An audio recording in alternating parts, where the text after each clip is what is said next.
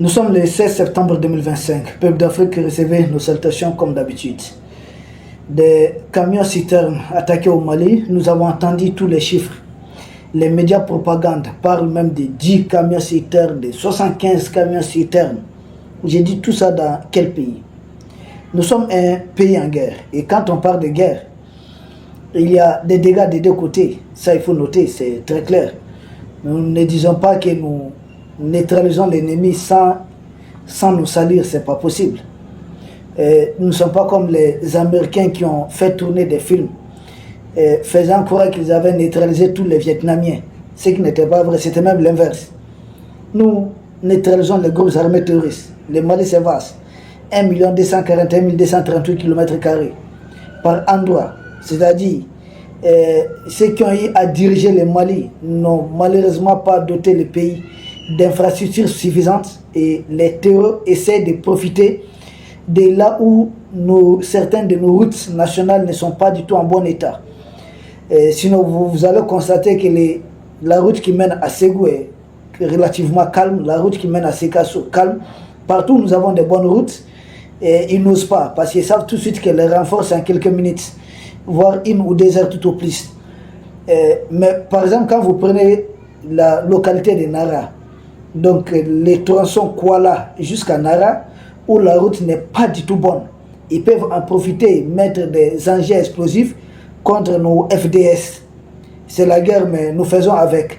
C'est pourquoi à chaque fois qu'on veut faire des routes sur ces tronçons, ils essayent de brûler, voire d'incendier même certains équipements. Et de l'autre côté, la route des Cailles, c'est là qu'aussi nous avons des difficultés parce que ce n'est pas une route qui est en très bon état. Et les autorités, le général Assimi Goïta et son équipe étaient en train de réhabiliter cette route, en train de faire une bonne route. Mais là encore, les terreurs mercenaires ont insurgé un beau jour et se sont mis à s'attaquer aux équipements. C'est là que nous avons dit, mais c'est des gens qui ont prétendu être des familles djihadistes. C'est là que les populations découvrent leur vrai visage. Ils sont tous sauf des pseudo-djihadistes. Ils ont juré ici de mettre l'embargo sur deux villes du Mali, la ville de Nioro, la ville de Caille. Parce qu'à ce niveau, quand ils avaient lancé cette attaque coordonnée, les populations étaient sorties en appui aux forces de défense et de sécurité. Tous les terreurs mercenaires qui avaient attaqué ont été neutralisés.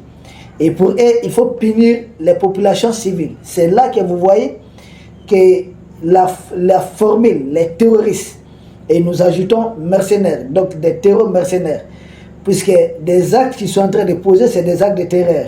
Mais derrière, c'est des actes à la sorte. Ils sont en mission, ils sont missionnés par quelqu'un. La simple preuve, c'est lui qui les maçonne, c'est celui qui communique, qui met ses médias à leur disposition chaque fois pour essayer de commenter leurs actes de terreur. C'est pourquoi nous avons d'ailleurs, nous apprécions quand nous avons appris que les Mali, les trois pays de l'Est vont poursuivre RFI, France 24 et autres pour apologie du terrorisme. Nous saluons ça à sa juste valeur. Donc, la région des les villes de Caille et de Nioro, ils avaient dit qu'ils allaient mettre l'embargo. Sont-ils parvenus que des populations n'allaient pas faire des va-et-vient? Non. Au contraire, les populations ont renforcé leur soutien aux forces de défense et de sécurité. C'est là que les gens trouvent que réellement, ces gens-là sont des vrais terroristes. Ce n'est plus au début qu'est-ce qu'ils disaient. Non, leur cible, c'était des forces de défense et de sécurité, uniquement des militaires. C'est-à-dire les positions de nos forces de défense et de sécurité. Mais avec le temps, les gens découvrent que leur principale cible, ce qu'ils veulent viser surtout, ce sont les populations civiles. Ils veulent asphyxier, ils sont contre les Maliens en général, et voire contre l'Africain même. Qui les met en mission? Des gens qui ne veulent pas respecter la vie des Africains.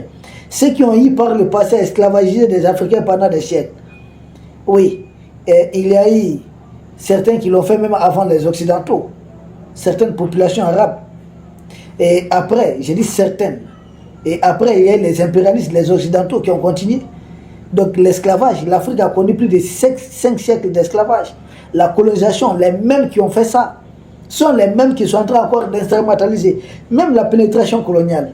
Ils avaient instrumentalisé un Africain qui se faisait passer pour un pseudo-djihadiste. Lui, il avait affaibli d'abord nos forces qui étaient là, en tout cas ceux qui concernent le Mali. Et juste après, les colons C'est introduit. Et ces messieurs combattaient avec des canons. C'est qu'autrefois, c'était presque jamais vu en Afrique. C'est le même logiciel. Ils envoient des Africains en première ligne. Ce qu'ils appellent, on appelle dans les jargons militaires, des chairs à canon. Combattre d'autres Africains. Cette fois-ci, en prétextant quoi? Et une question, une raison religieuse. Mais quand vous creusez, c'est pas. Je me demande quelle est cette religion qui autorise qu'on vienne endeuiller, qu'on veut massacrer des enfants, des femmes, des enfants. Quelle est cette religion? Attendez, mais soyons sérieux quand même. Mais malheureusement, c'est ça qu'ils utilisent. Ils se cachent derrière des formules religieuses. C'est pourquoi nous avons chaque fois appelé des leaders religieux à se désolidariser des actes commis par ces terroristes. Mais sont-ils parvenus à imposer cet embargo sur Nioro Kaï? Ils sont en difficulté. Parce que ça demande plus d'effectifs. Et puis, techniquement, ça les expose. Parce qu'autrefois, ils se cachaient sous les arbres. Et là, ils sont obligés de sortir au grand jour, au bord des routes, sur des routes. Et en ce moment, les vecteurs aériens du Mali sont très rapides. Comprenez, beaucoup sont en train d'être détruits. Mais, certes, nous reconnaissons qu'ils gardent une certaine capacité de nuisance, c'est vrai. Parce qu'ils sont en difficulté. Des gens qui s'attaquaient autrefois à des positions militaires, à des camps, à des postes de sécurité. Maintenant, ils s'attaquent à quoi? À des cibles molles. C'est-à-dire des populations civiles. Un bis qui est en voyage. Un chauffeur et son apprenti qui conduisent un camion citerne. Le trajet Bamako-Kaï, ça fait 614,8 km. C'est pas facile d'avoir un militaire à chaque mètre carré. Donc souvent, ils surgissent quelque part, ils essaient d'atteindre les camions citernes. Mais ils n'ont pas incendié 10 camions citernes, c'est de la propagande, c'est de la manipulation, c'est de la mauvaise volonté. Tout au plus un camion. Au Mali, toutes les sources que nous avons eues, nous avons entendu, ça évolue entre 1 et 5. Mais jamais, je ne connais pas une seule source au Mali qui a parlé de ces camions citernes. Or, les médias propagande de la chaîne française parlent de 10 camions citernes, de 20 camions citernes. J'ai même vu une page entretenue par M. Alassane Draman Ouattara, par son réseau. Cette page parle de 75 camions citernes. J'ai dit, mais là, on a presque vidé tous les camions citernes, 75 camions citernes. J'ai dit, mais ça, vous avez fait fort, hein? C'est pas vrai. C'est de la manipulation. C'est pas vrai, c'est de la propagande. Ça ne tient pas debout. Nos forces de défense et de sécurité sont en train de faire du bon boulot. Il y a 48 heures de cela, des militaires ont été héliportés. Des forces spéciales à bord d'hélicoptères qui ont atterri derrière les lignes ennemies, derrière les ennemis, et les ont tous neutralisés. Nos vecteurs aériens sont en train de faire un travail remarquable, un boulot impeccable. Ils sont en train de les neutraliser. Les terroristes s'exposent. Parce que là, ils avancent à visage découvert. Venir tenir une position sur une route. Mais attendez, c'est dire drone malien, venez. Sur moi, c'est dire avion de combat ou bien hélicoptère du Mali, venez. Laissez-les. S'ils veulent s'aventurer à se mettre sur des routes, je pense que notre état-major s'est traité, notre ministère de la Défense, et notre président même qui est commandant des forces spéciales, son Excellence le général Assimi Goïta, le patron de nos services de renseignement, le général Modibo Kone, est militaire aussi du terrain, tout faire. Donc, ceux qui sont en train d'oser faire, ils sont en train de vivre ça à leur dépens. Vous voyez que les bruits, ça a diminué.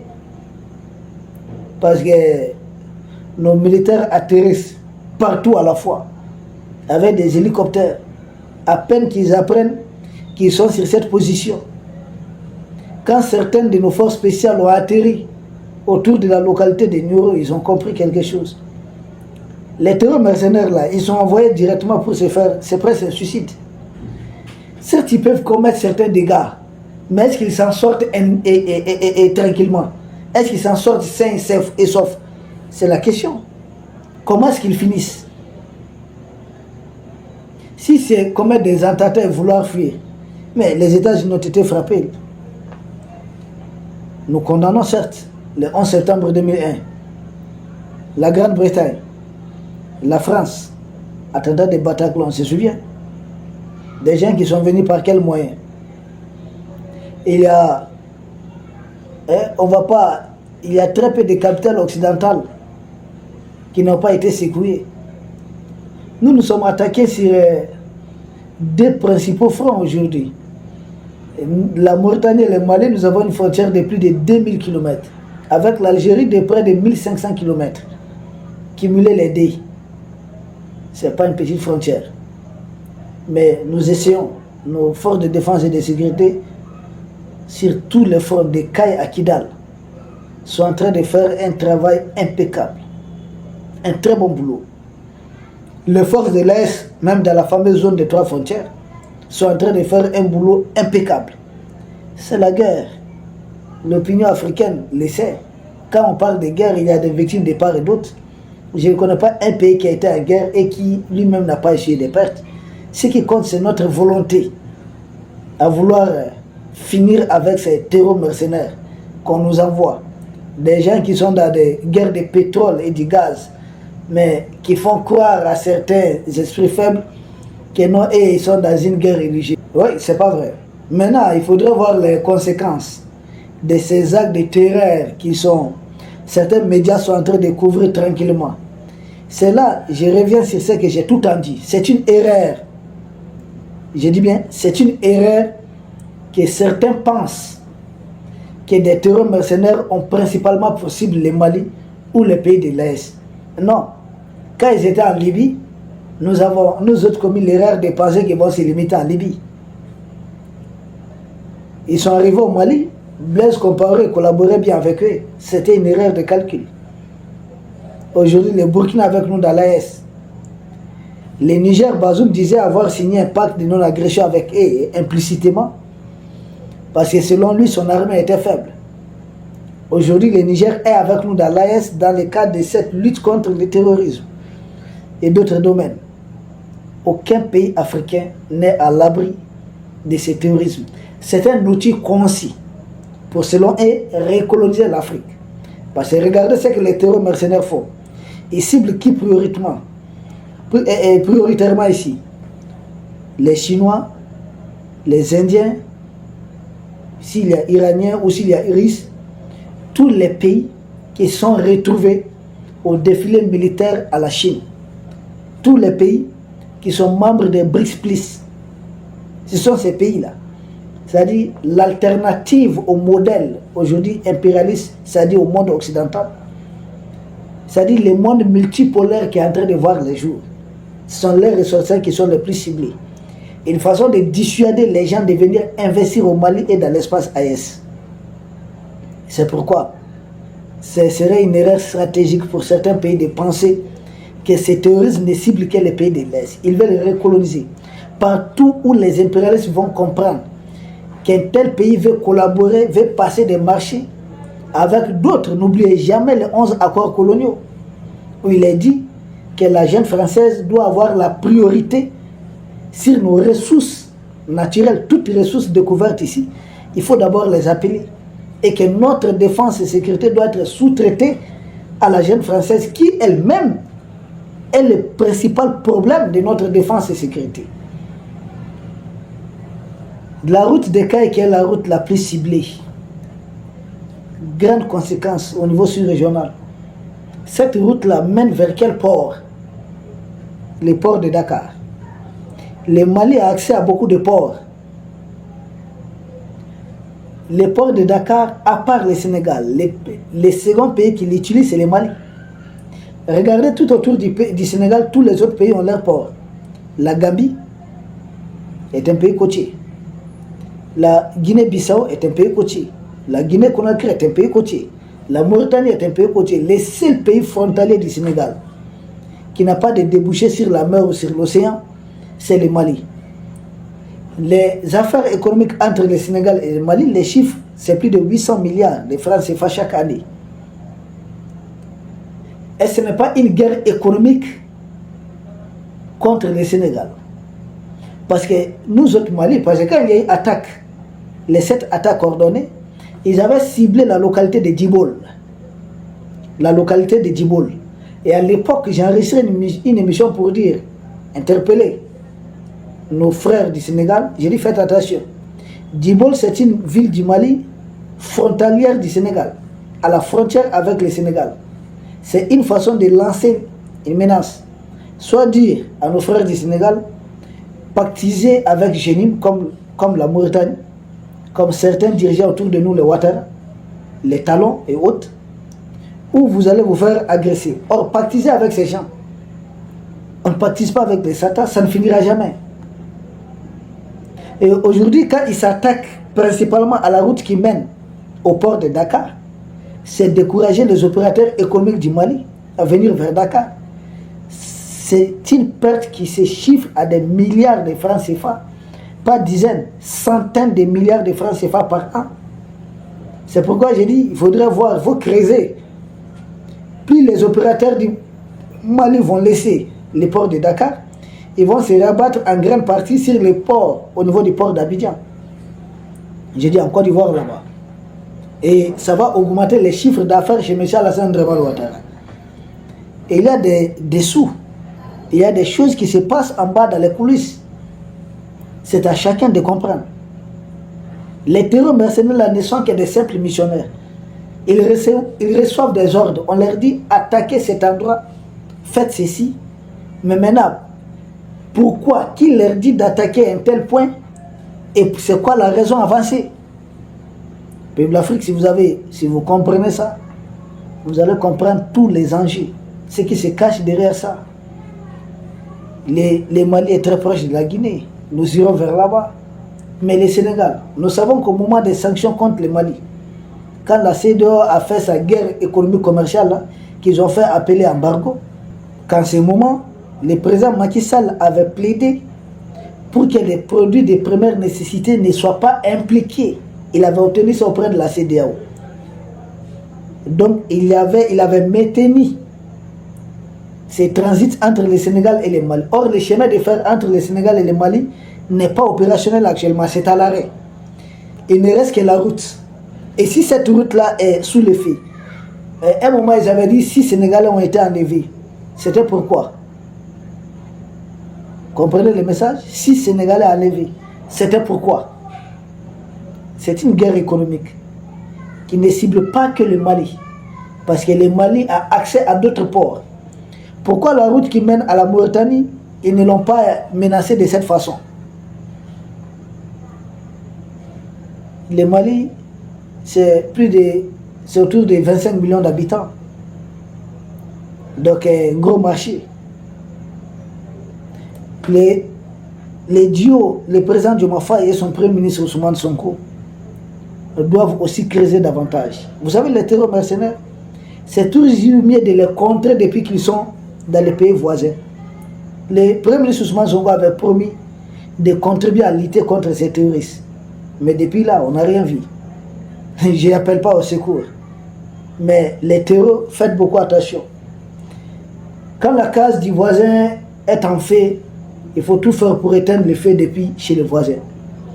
N'attendez pas que ces faits se propagent, atteignent, arrivent chez vous.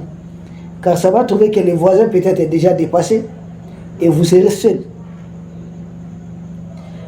Et un jour, j'ai invité quelqu'un, c'était en langue bambara. J'étais en débat, j'étais en émission avec mon frère Gandhi Malien. Il m'a avancé un proverbe qui a beaucoup retenu mon attention. Il dit, il y avait trois bœufs qui étaient ensemble, c'est-à-dire 3 vaches. Les lions voulaient les prendre, mais savaient qu'à 3, ils ne pourraient pas. Qu'est-ce que les lions dit? Il dit aux 2 autres là, c'est-à-dire les 3 vaches, il y a une qui est noire, une qui est blanche et l'autre qui est grise. Les lions dit aux 2 autres vaches, c'est-à-dire la vache qui est noire et la vache qui est grise, que faites attention. Celle qui a la couleur blanche là vous expose. De loin, c'est un danger pour vous. Laissez-moi régler son compte. Les 2 autres ont dit ok. Le lion est venu, il a pris cette vache blanche là et puis il a bouffé. Un autre jour, il est allé voir la vache un peu grise. Fais attention, la vache noire là a les mêmes problèmes que la vache blanche. C'est pas facile de vous cacher. Elle vous expose. La vache grise dit, effectivement, la vache noire là c'est un problème, finissez. Et quand le lion a fini avec la vache noire, le lion a dit à la vache grise, préparez-vous, c'est votre tour maintenant. Et cette vache n'avait plus personne pour la défendre. Et c'est comme ça. Ça me renvoie au mauvais troglodyte. C'est la même chose des Montesquieu, l'être persan. On ne va pas entrer dans tous ces détails. Mais le peuple africain doit comprendre qu'il faut faire bloc pour combattre les terroristes mercenaires. Les Européens disent se mettre en bloc pour contrer l'opération spéciale de la Russie en Ukraine. Parce que c'est toute l'Europe qui serait menacée. Les Arabes se mettent ensemble pour dire qu'il faut créer une sorte d'OTAN des pays arabes pour contrer Benjamin Netanyahou. Les Africains sont là en train de se suspendre, de se battre, de se quereller pour que l'ennemi prenne la force sur tous les Africains. Nous sommes absents au rendez-vous une fois de plus de l'histoire. Et d'ici là, les Mali, les pays de l'Est font ce qu'ils peuvent pour contrer ces terroristes, ces mercenaires, que d'ailleurs certains pays ne se cachent même pas de les former, de les renseigner, de faire la communication à leur nom. Tout le monde le sait. Mais chacun reste dans son petit coin. Prions pour que les pays de l'Est réussissent. Sinon, tout le monde sait quel serait le sort. Avec tout cet arsenal militaire dont disposent les pays de l'Est, je me demande si certains pays tiendront pendant une semaine encore. Ah, l'Afrique. Peuple d'Afrique, nous vous remercions. Et nous espérons vous retrouver demain pour un autre sujet au sommet de l'actualité. Merci.